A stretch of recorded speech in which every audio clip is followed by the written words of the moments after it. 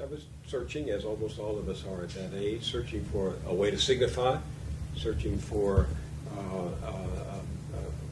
a way to express a sense of calling. And at the age of 20, after actually working in Washington for the summer and seeing what I thought was the futility of politics at that time, I came back to Texas and decided to go to seminary. I finished the University of Texas, then went off to do graduate work at the University of Edinburgh in Scotland in divinity, and then came back and went to seminary. But in seminary, although I wound up getting my master's in divinity, I realized that I hadn't been called to preach, which was the currency of language used to describe most vocational choices that young men of my age made in those times. I thought I had been perhaps called to preach, but I realized that I hadn't. And I wound up back doing what I had originally wanted to do in journalism. For a while I thought I had made a serious mistake, that I should have gone to law school instead of spending 4.5 years in seminary.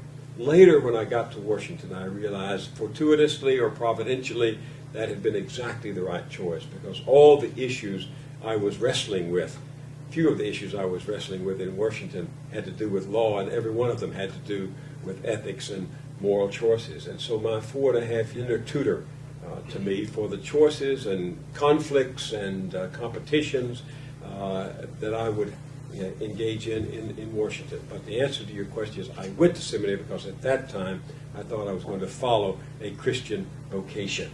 It turned out that I didn't, but I still am grateful that I had those experiences. How did you realize that you were not called to preach? And did you have any sense of being called to journalism? A few years ago, we were moving after our children left our house on Long Island, and I found a lot of my old sermons.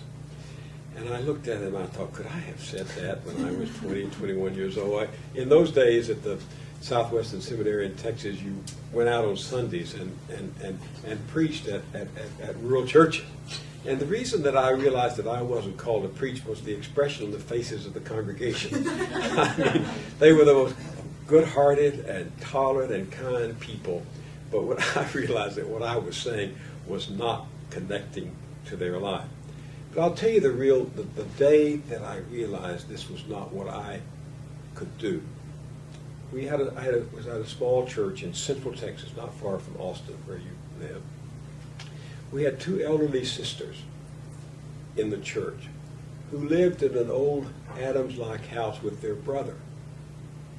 And they would come, the two sisters would come every Sunday to that church, every other Sunday. I went to different churches, but every other Sunday. And one day they asked to see me. I'd been there a year, and they asked to see me. And so I met with them. And in the course of a couple of hours, they confessed to me that they were practicing incest with their brother. And they were obviously in serious trouble. And I talked to them as best I could. I was, 21 or 22. I went back to the University of Texas, where I had a great mentor, marvelous minister named Carlisle Marty, one of the great preachers in the Baptist faith when I was a younger man. And my cousin, my wife's cousin, was the assistant minister of the First Baptist Church in Dallas. And I went in Austin, and I went to see both of them, and I told them this story. And they both said, you have to go and get those people some psychological help. You're not qualified to deal with the issues they're putting before you. And it was that moment that I realized those sermons I had been trying to preach and the counsel I had been trying to give was dangerous, because I wasn't meeting the deep felt experiential needs of those two women in their 70s in my church. And it scared me, frankly. I was scared of doing harm to people whose needs were different from what I was equipped to provide. And that was one force in my life. The other force in my life was this constant pull to to journalism, which I had felt from the time I was 13. I mean, all of us have these conflicts, all of us have these choices, and choosing them is usually a matter of intuition. I mean, if you're fortunate enough to hear what you think is a clear call of God, that's marvelous. I didn't have that. And I was negotiating with myself and with my culture as to how I could best use my interest and my talents. And my intuition, my pull, it wasn't a call, it was a pull to journalism, won out. And I'm glad it won out, because I've had a long and interesting life as a result of it. And I don't think I have done as much harm to people as I might have done if I'd stayed in the ministry, trying to help them with needs I could not either identify or ameliorate. And that was really the moment of definition for me. Just to pursue that for a minute, does journalism tend to stay more at the surface? How deep can you go as compared to the very deep questions that that particular situation? Well, foolish is the journalist who tries to do what I was attempting to do as a young preacher. I would hope journalists wouldn't advise people on their deep psychological needs or their emotional aberrations. But journalism is often superficial. We ride on the wind and speak into the air. We are dealing with the news, which is largely what happened in the last 24 hours or the last hour now with the internet. But it is possible to be a sophisticated and learned journalist, an analyst, who studies the way a professor studies, or a psychologist studies, or a gymnast studies. I mean, I consider myself a student of the news. My job is to gather information, weigh it, make judgments about it, what's important, what's not important, what's more important or less important, organize it, and then present it in a way that people who don't have the time to study the world or study the news can benefit from. So it's not a depth it's not a depth of knowledge that is as important as it is the skill of analysis. And it's the skill of analysis that I think the best journalists bring to what they do. So there is not a profundity, but there is a substantia, there is a substance to journalism that I admire. Some journalism. Well, let me just ask one other question, Yeah, sure. departing from the chronology, but do you think analysis in journalism, as far as going beneath the surface, is getting better or worse? And is there more or less of it than there used to be? Are these students, for example, well or ill served by the typical way we all tend to get information these days of surfing on the web? Well, I surf on the web, and I don't just surf on the web. I read widely. I read, this is my business. This is my nature. This is my work. So it's not work, really, but I read 6 or 7 papers a day. I spend 2 or 3 hours surfing. I read 7 to 10 magazines a week, 25 to 30 different magazines a month, from small magazines to large, popular magazines. I mean, a journalist is a little more than a citizen when it comes to being informed, but a citizen has to work today to be informed.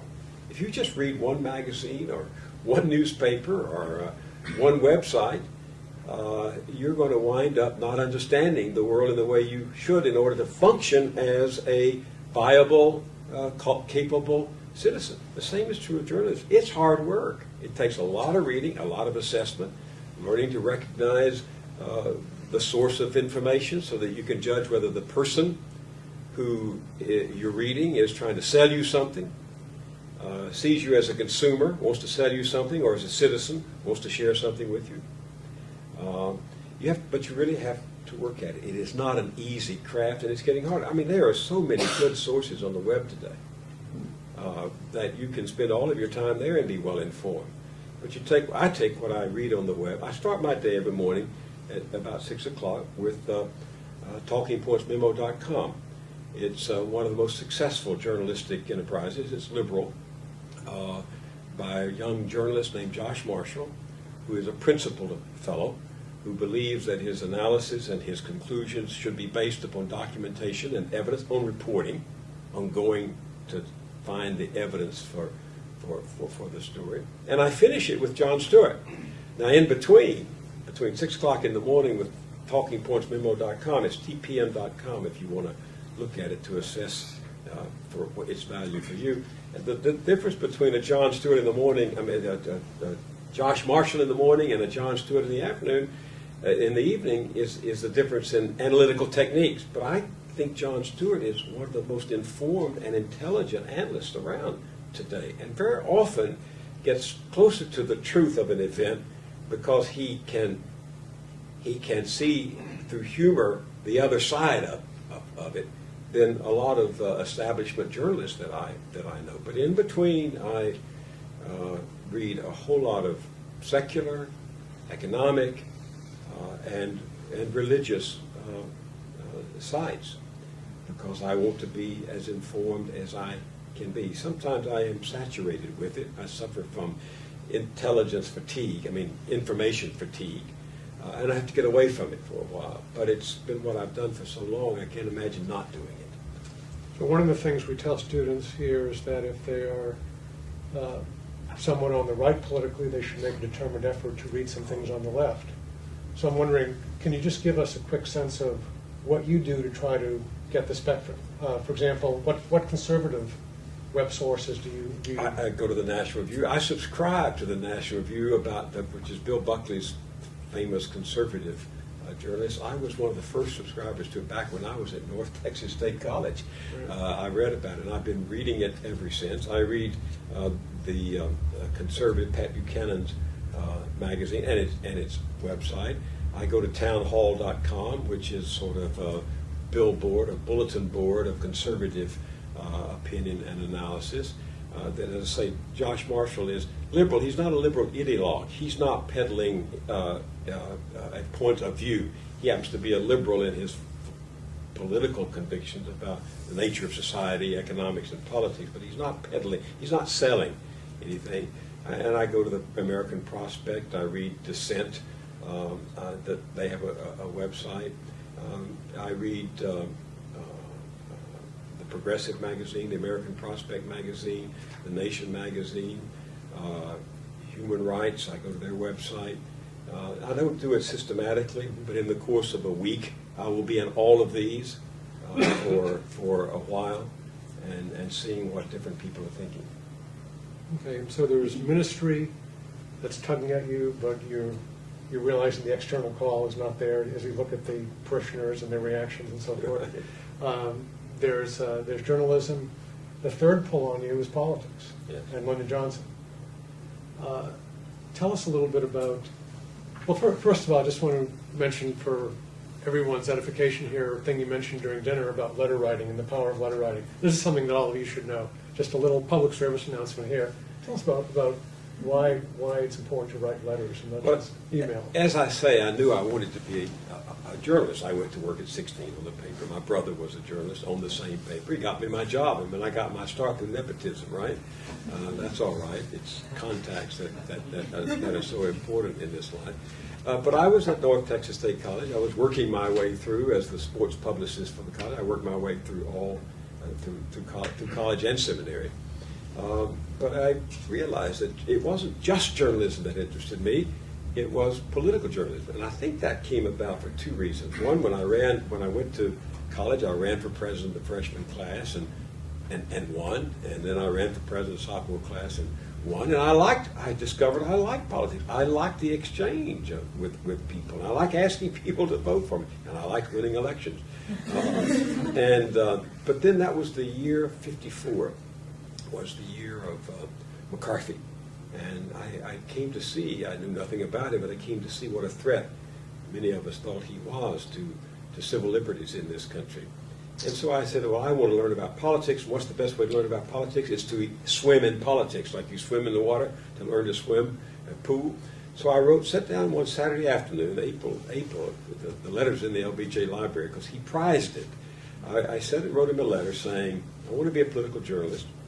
I think I can come to Washington. You can teach me about politics, and I can teach you something about young people in Texas. This was very presumptuous. I was full of myself in many respects, president of the freshman class, president of the sophomore class.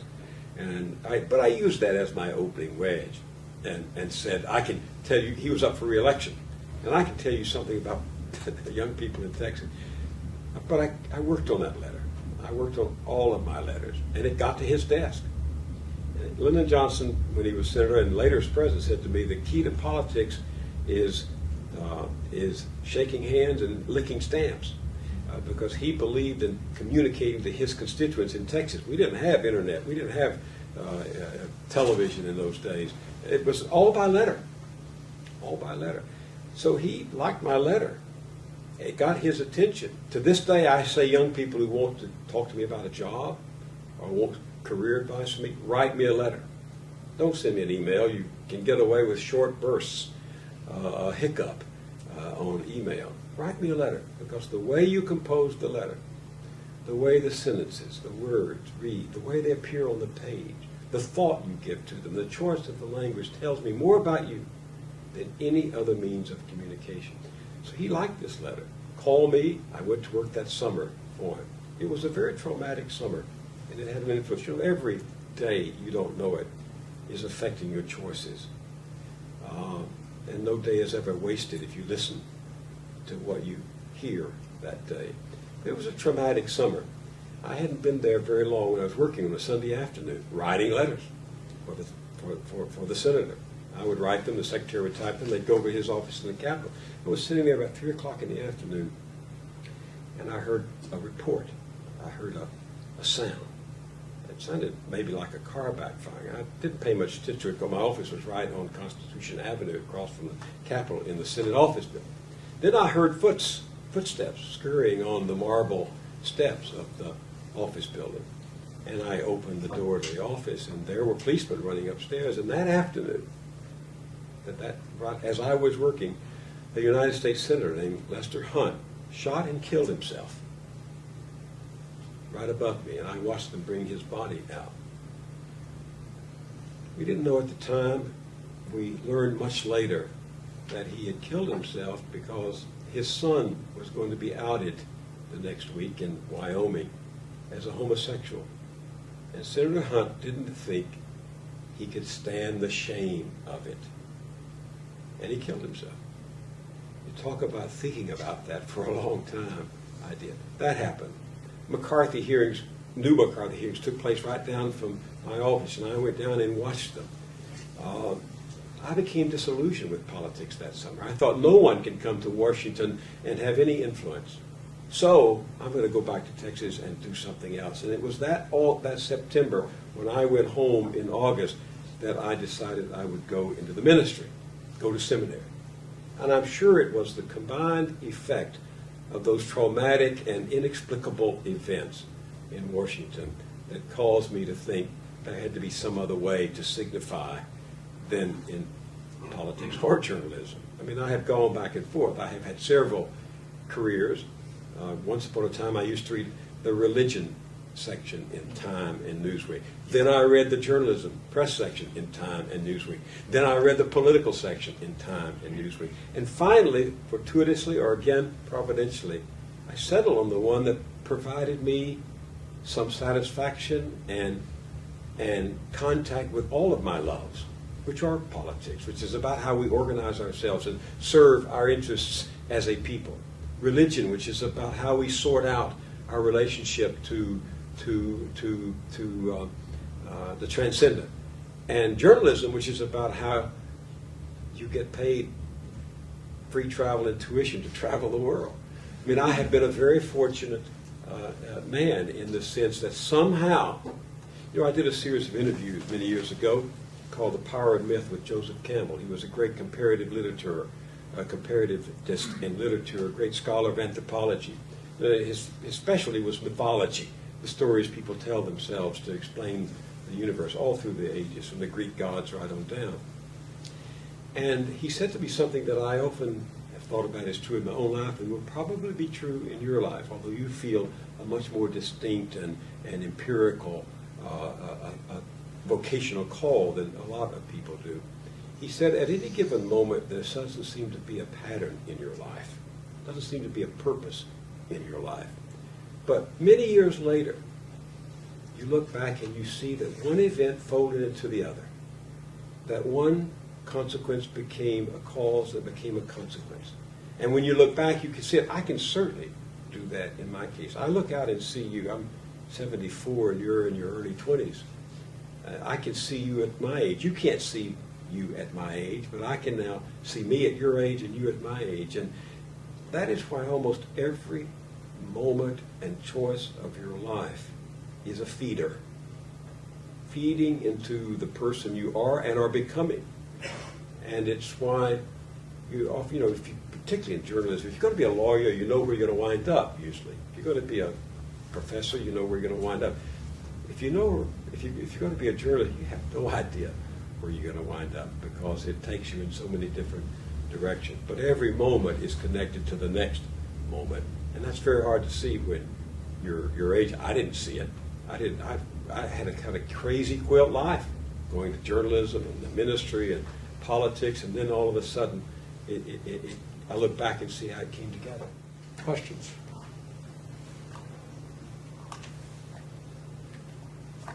Go ahead. Yeah. Becca? I'm just curious, how would you say that, you said that it undermines a woman's moral authority for the state to, as you put it, force a woman to carry out her pregnancy? And I'm wondering, how does it undermine one's moral authority? And also, what does moral authority mean? Like, can you give a definition of that? The right to complete a pregnancy is your right, not mine or Marvin's. It's your right. You are the responsible agent, which invests in you a moral obligation to do what you decide you need to do. That's what I mean by immoral right. It's yours. I can't take it from you. And I can't give it to you, particularly as a male, because I've never experienced that choice. I mean, I can imagine, empathize with a single woman who finds herself pregnant, who doesn't have any income, or is working, and how she wrestles with the issues of the potential child's existence and her own existence. I can't decide that. There's no way I can get inside of your head or your being or your value system and make up my mind for you. So I have to say, I hope that I trust you to be a moral agent and to try to do what you think is right by your system of values, your faith or your cultural values or your teaching, your parents' teachings, and decide. And I can't rob you or disinvest you of that right. I just can't, because it's your moral. The moral choice means to do the right thing. Can I ask a follow-up Yeah, question? sure, absolutely. So if it's based off of your right to do whatever you think is the right thing, then isn't moral authority just subjective to anybody? Moral what? Isn't morality, in a sense, then just subjective to anyone's? Well, there's social morality, and social morality, social ethics was a big field for me in seminary. But there is also personal morality, the morality that gives you your dignity as a human being. The state can't give you dignity as a human being. It can recognize it, but it can't give it to you. That's something that comes from creation.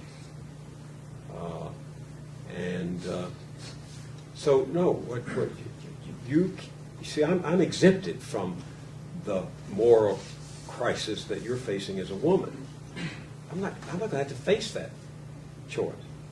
So I think it's immoral for me to write a rule that denies you the need, the necessity, and right to make that choice. Knowing, and by the way, I know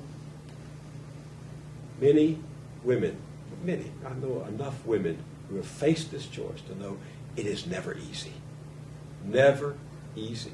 Some have been members of my family, some have been members of my workforce, some have been friends. And I've never known a woman who makes that decision lightly. Yes? I'm interested with your background and upbringing, what you think the role of the state is and what the limits to that are.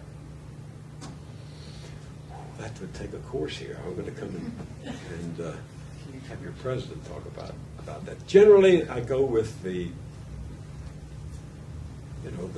cliche. Someone I know once said, cliches mean what they say and truisms are true.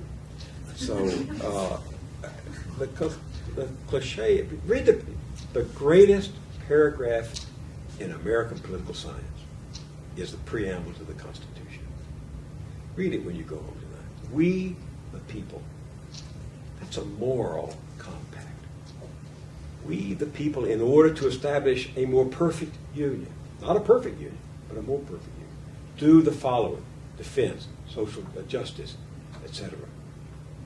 It's the role of the state to fulfill the purpose for which people came together in 1787 and decided that these would be our common goals as a political society. And the role of the state is to fulfill the purpose in the charter of the government. Now, the debate always has come, and has always come and will always come between your question, what's the extent? How far should the state go in the economy? How far should the state go in matters of health? We can't build bridges ourselves, so we have a state that builds bridges and highways and all of that. It's a constant jockeying and arguing and debating.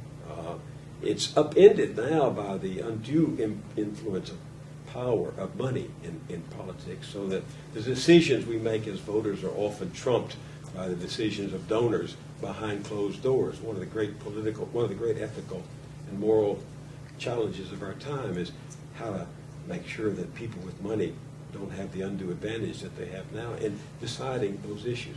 But the answer to your question is a matter of constant debate, constant vigilance, balance between the law, the executive, the legislative to decide. Generally, the cliche is, I think that the role of our state, a democratic, constitutional republic, is to help us to do the things socially that we can't do individually.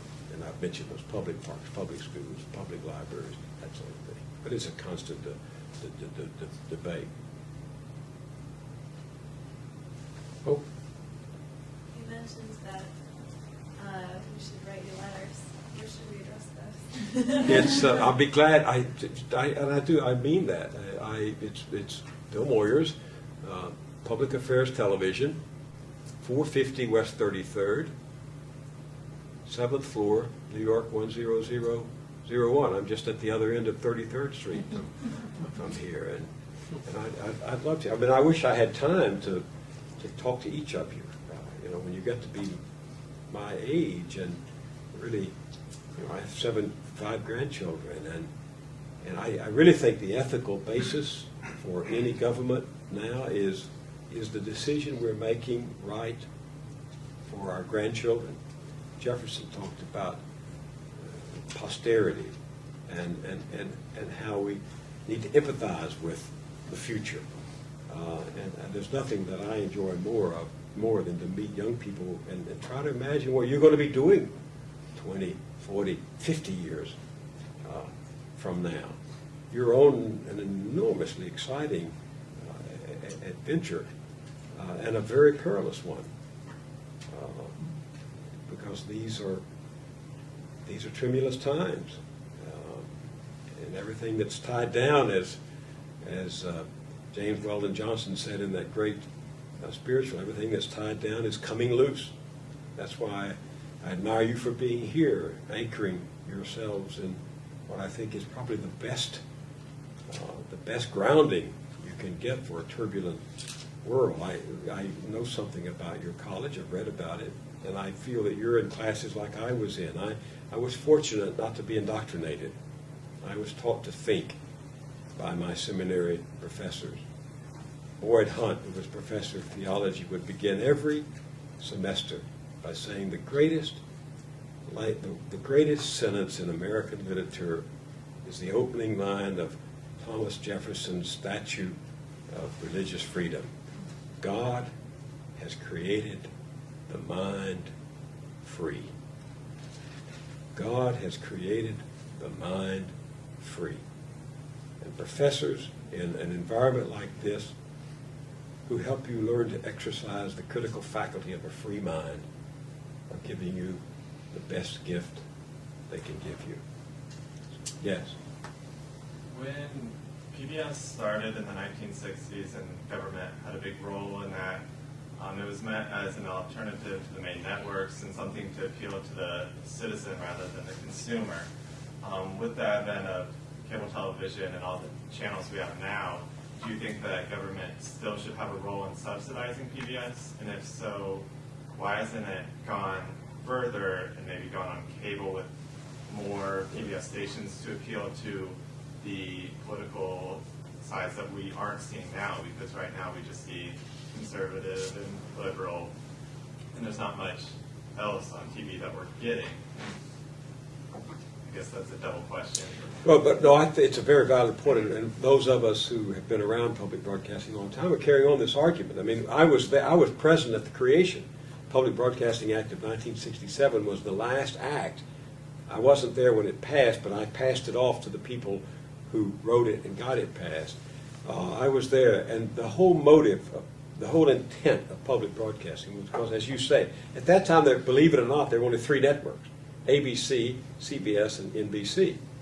And the flow of information was dominated by commercial instruments.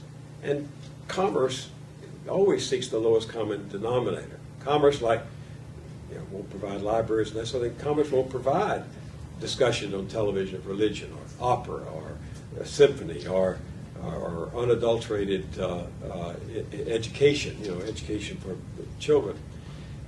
So it was a very legitimate argument then that since the market didn't have obligation to do so, and there should be one channel, we said, free of commercials and free of commercial values, because commercial values are important, but they're not the whole of life. So that's why public broadcasting came along, and for 25 or 30 years, I think it has performed splendidly. Humanly, which means fallibly, but nonetheless it's performed splendidly. Now with cable, although so much on cable is more of the same, with cable, with the proliferation of the web, I think the rationale for public broadcasting is weakened.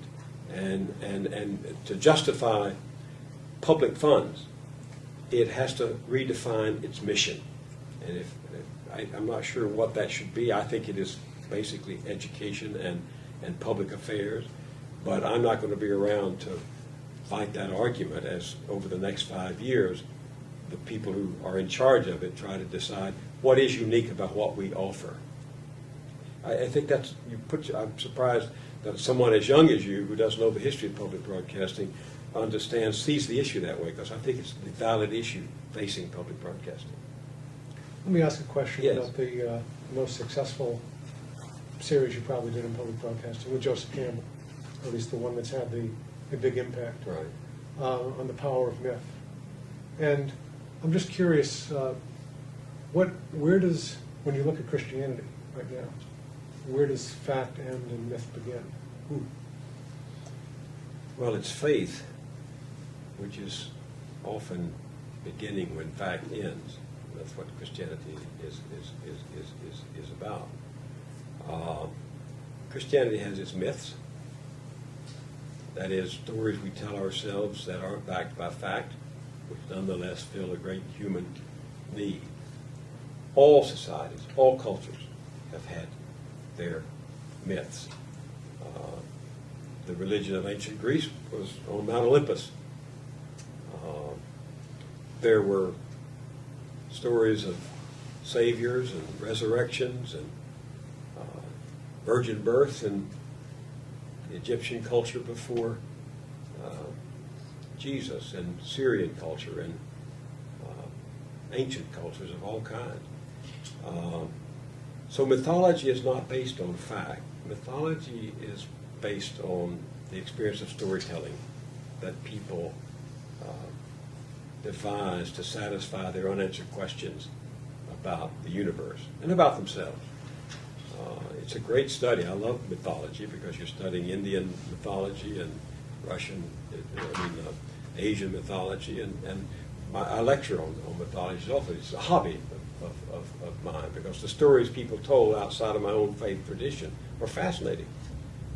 They're fascinating, and they help me see my own tradition more clearly by juxtaposition and comparison.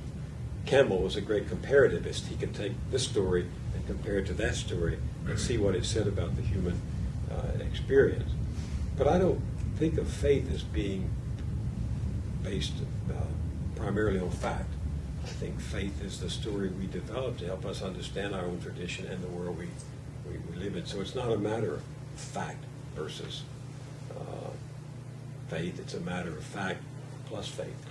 But didn't the Apostle Paul say that if the resurrection didn't really happen, we're idiots, in essence? I'm He paraphrasing. probably did, yes. Knowing Paul, who's not the favorite person in my household because of my wife's long argument with him. Yes, he said something to that effect. Well, I'm wondering, what are some of the myths of Christianity? I mean, the resurrection, I assume then would you say that's a myth? You know, I don't. When I was your age, when I was in seminary, those were big issues to me. But they're not big issues to me anymore, because if it were totally based upon fact, it would be a very, very disillusioning experience. You can't take the resurrection by fact. You can only take it by faith, Marvin. If you rely upon somebody to prove it, your faith is going to founder, because it can't be proved. You appropriate the story for what it means to you and what it says to you. But you can't proclaim it as a fact, because there is no empirical evidence for it. There's only the eyewitness of people years later, and in no court would that hold up. It's got to hold up in the court of your own conviction for it to matter. And if it matters to you, that's very important. But a lot of people come to the transcendental experience, to the experience of the transcendent, without accepting the fact of the virgin birth or the resurrection. And I think to say it has to be based upon fact is to deny entry into the mystery of faith to a lot of people. And we can have an argument about that for a long time. We could, and you know, Luke and others stress the importance of the eyewitnesses and so forth. But I'm just wondering if you were a journalist employed by the Jerusalem Times in around 30 A.D. Sometime around then. I mean, do you think you actually would have been able to go out and see Jesus being crucified, or do you think it's kind of a story that's spread but doesn't really have a factual basis? I have a strong suspicion that Jesus was crucified. Okay. And do you think but there's no empirical evidence of it. There are subsequent stories about it, but there's no empirical evidence. You know, there's no empirical evidence, not a shred of history, that Moses was a real person. But Moses is a very powerful figure in the story of a great people. And if their value system and their existential lives depended upon proving that Moses existed, then their faith would be a folly. And I mean, I would never try to talk anybody out of their belief system. But I'm saying for me, the fact, for me, to have to base my faith on a fact for which there is no historical, empirical evidence is to shake my faith in a way that it isn't shaken. Okay, but let me just ask one more question here. So Paul, writing 20-some years afterwards, is saying that this happened, the resurrection happened. Right. And that's the basis of our belief, and if it didn't happen, we wouldn't believe it. We believe it happens, that's why that's essential to us. So, do you think that the resurrection actually happened? And if I gather, you say, well, let me ask that, and the follow-up question will be, if you don't, or something along those lines, then what really is the basis of your faith? Well, I've come a long way. I have a long story behind me. Growing up in Central Baptist Church, seminary, and all these years since. That's my story. Is based. My faith is based upon my experience, and that includes being taught, being instructed, being taught to think, reading. I like you. I've spent a lot of my time reading the Bible critically, historically, journalistically, even. And it can't be justified by any of those measures. But it's part of my story and therefore is essential to my faith. But I wouldn't dare suggest that it's essential to anybody's faith who doesn't have my own experience. I just couldn't do that, given what Jefferson said about the free mind. You know, somebody asked me recently, when did you become a Christian? And I said, I never did. Because if I were a Christian, I can't turn the other cheek. I can't sell all my possessions and give them away.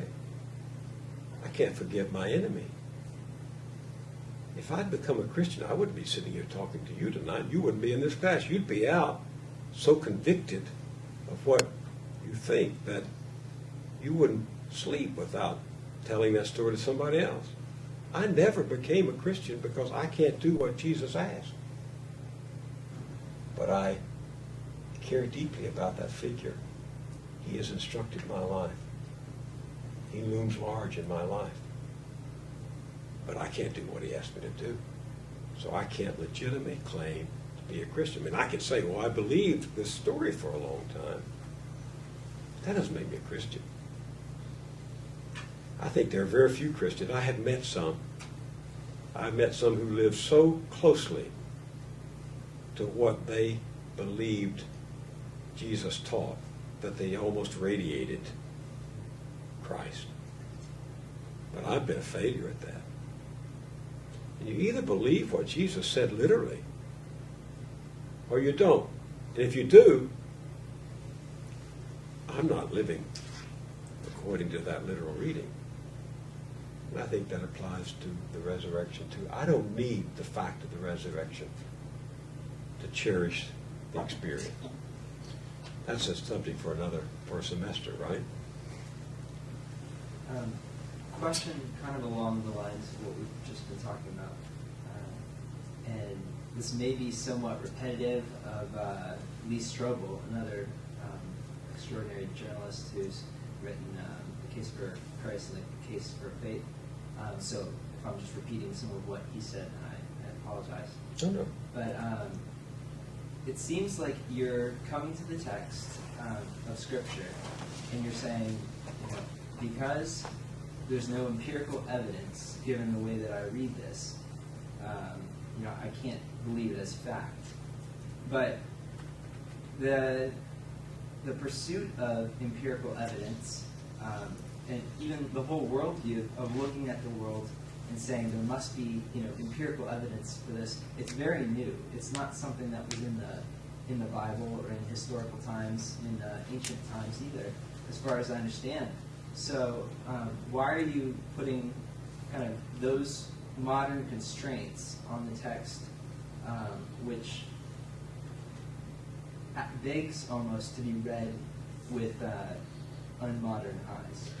Well, first let me say that the search for historical evidence is not exclusively modern. I mean, in the early church, there were heresies and rivalries over efforts to confirm or deny the historical facts. We just have different tools today, beginning with biblical criticism 300-400 years ago, of modern biblical criticism. But this has always been at the heart of faith, is the Essenes, the sects that went into the deserts who believed in the experience, the Gnostics. I mean, I'm not going to say that their experience was invalid, but they found Jesus and God through what they thought was direct transcendental experience. And they didn't need the historical fact. The historical imperative of the fact grew up as the church began to be institutionalized. Even Paul in his early journeys didn't insist that the facts would save you. Faith would save you. He said, I mean, this is one of the oldest arguments in Christendom. So I don't accept that premise. Then what becomes your question? My answer to your question is that I wrestle with these things because I've lived as long as I have and read as much as I've done, talked to as many people as I have, and faced them in my own life. What do I think? Why do I think it? What does it mean about my ethical imperative, my consequences? You know, this is a constant conflict for me. I wouldn't say, though, that my experience was valid for you, because you're your own peculiar set of molecules, visited by your own demons and angels, and you'll have to resolve that question for yourself. One comment, one question. The most famous book on evidence at Harvard University was written by Simon Greenleaf. And he later wrote a book called The Testimony of the Four Evangelists According to the Rules of Evidence Administered in the Courts of Justice. Not a matter of faith on the basis of no evidence. So I commend that book. And that if there were no evidence, I wouldn't believe any of it. Secondly, the question I have is, I've never been really much of a pro-life person. I never really looked at it carefully. And I had never read much of Lincoln's work on slaves. And as I began to look at both of those things, I saw even Christians who thought about black people as just chattel. And the Constitution and the Declaration were not for blacks, they were only for white people. And I see Lincoln rejecting that. And what my question is when you call an unborn a fetus, aren't you really just saying it's chattel? And if it's just chattel, you have the right to do with it whatever you please. And you can see that if chattel can be enslaved because it's property, blacks are just property. And I saw Christians even advocating that. But when you take a look at in a sense of true human nature and the texts that are in the Bible, I don't see either one of those as chattel.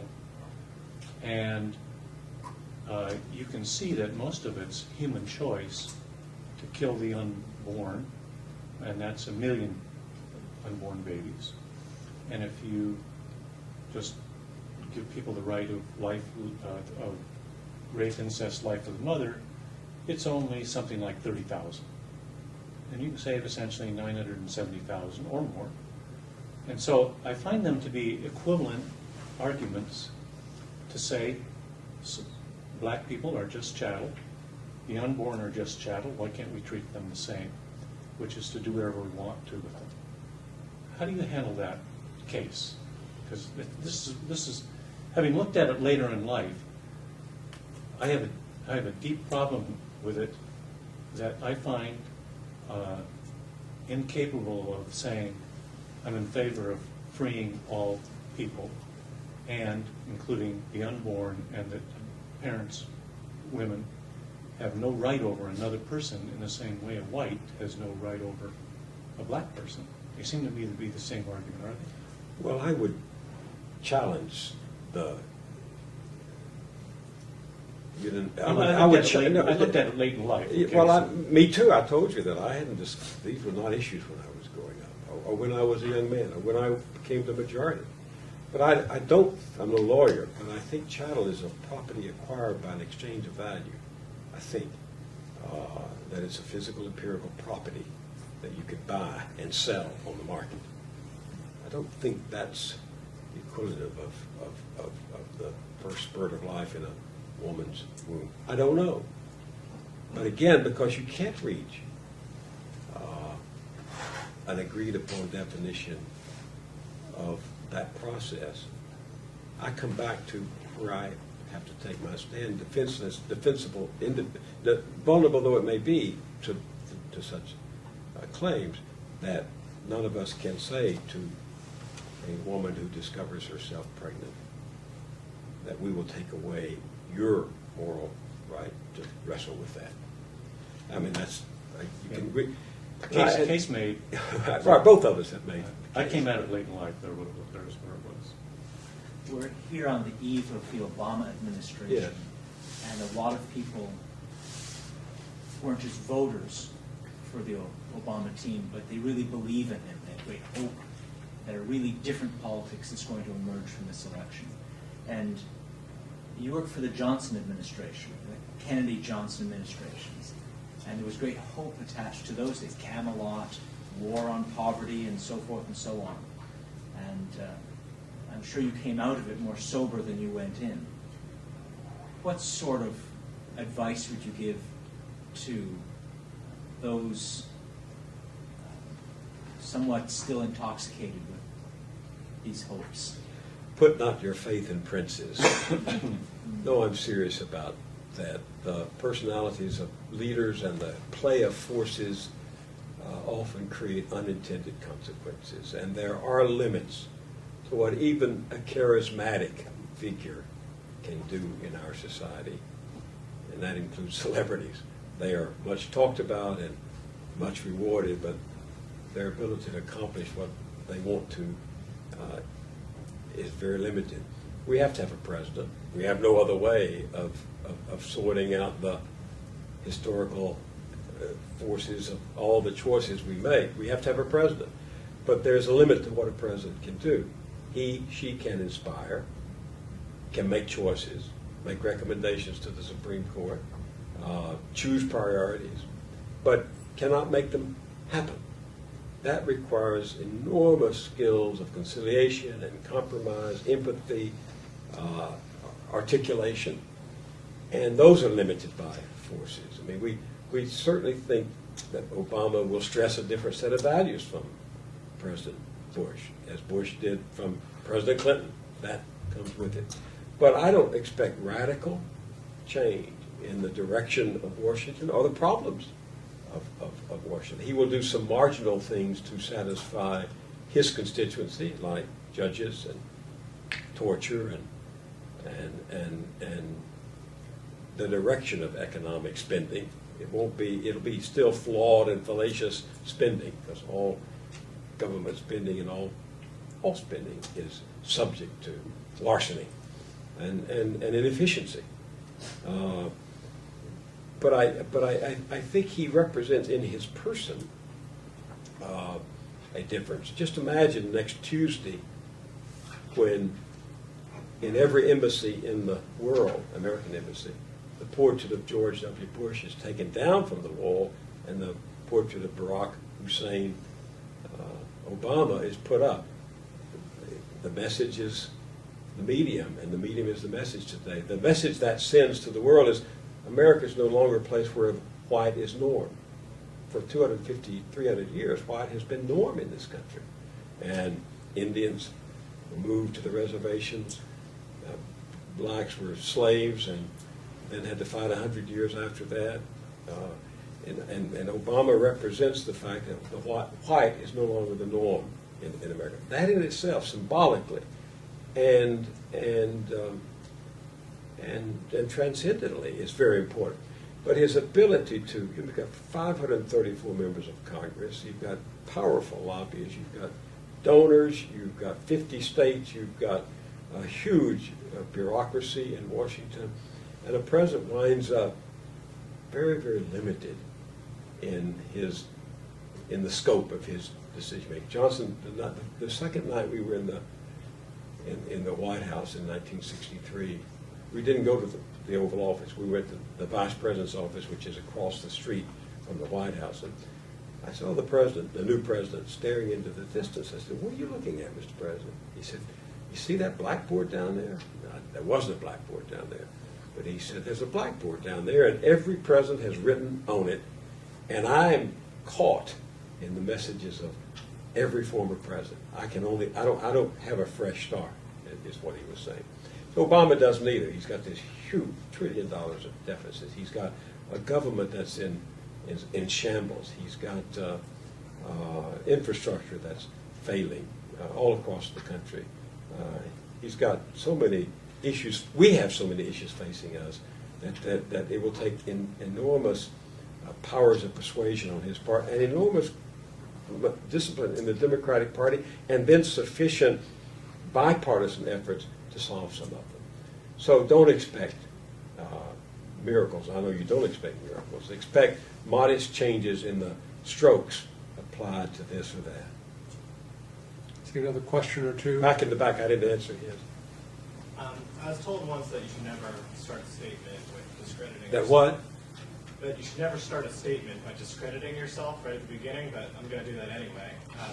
I don't read newspapers hardly at all, or any magazines, and so I'm probably pretty uneducated, so I'm really curious as to the answer to your question. But one reason why I can't bring myself to really read more than an article or two in a newspaper or a magazine is I just feel like it doesn't matter what newspaper I pick up or what magazine or what internet site, I feel like everyone's kind of writing the same thing. It's almost like one person wrote an article and then every major news network decided to read that article too and do a news broadcast on it.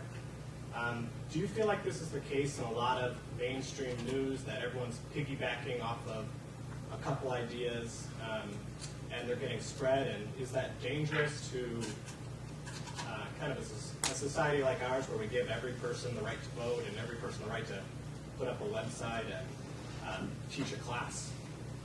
I agree with you. There is definitely a herd mentality in the mainstream press. It comes out of an old aspiration to get it first, and if you don't get it first, then get it quickly after the person gets it first. No, there's no question about that. There was a time, for a long time, when the content of the only three evening news, ABC, CBS, NBC, were determined by the New York Times. When I was a senior news analyst for CBS Evening News with Walter Cronkite and then Dan Rather, I could read the Times and actually follow the story in my head and at the operations center on West 57 until that evening it was on the evening news. That herd mentality, the desire not to be different, the desire not to miss the story, is very powerful. Less powerful than it used to be. By the way, those 6 or 7 newspapers I read every day, I said I don't read but 2 of them physically. I'm online because you can get almost any story from any newspaper around the world. That's important, that you want to read by going online. So most of my reading is done online, even though it is of newspaper. It is usually print, originated with print. No, but that's one reason I read so many opinion journals, whether it's National Review or The Nation, because they do tend to follow an agenda that's different from the daily news beat. It's fascinating to me as a journalist to watch the flow of a news cycle in the course of a single day.